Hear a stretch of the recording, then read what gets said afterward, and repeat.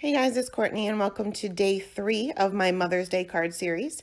Today I am using a stamp set by Gina K Designs called Bold and Blooming, and I'll also be using the luggage tag alphabet set by Hero Arts just to create my mom greeting. I'm starting with a piece of Desert Storm cardstock by Neenah, and I cut that down to 5.5 by 4.25. And I'm using my MISTI here to make sure my mom is lined up right in the center of the card panel. I'm using this little acetate grid by Simon Says Stamp. This is a great tool to have, to make sure that everything is lined up perfectly. I'm stamping this with my Versamark, and I'll be heat embossing this with Gold Pearl embossing powder by Wow.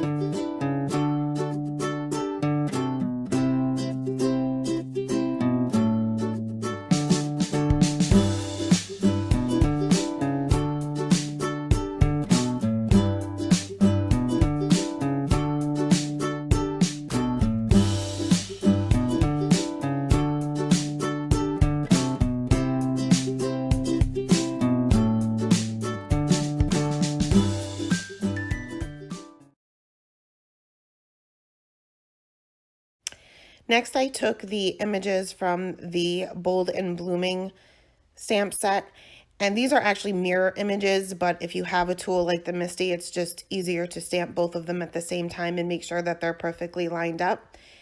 And I centered those, one on the top, one on the bottom of that mom sentiment, and I'll be heat embossing this with the same embossing powder.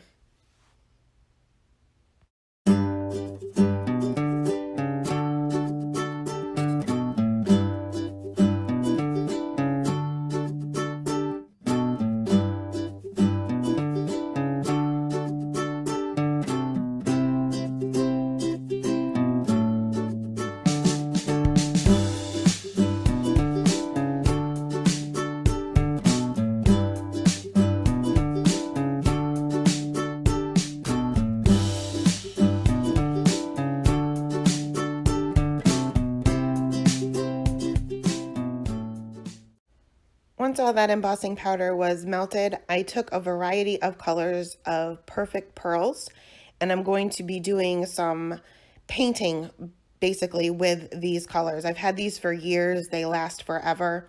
I'm just using a Ranger craft mat here, and I just spritzed a little bit of water on there and then added a little bit of the Perfect Pearls and mixed that together to create kind of like a paint.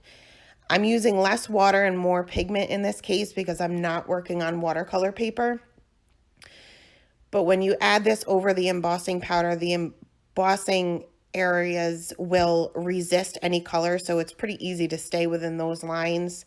You're not going to get any kind of shading, but it will give you some shimmer on top of that embossing powder. And I just used a variety of colors and painted in all of my images.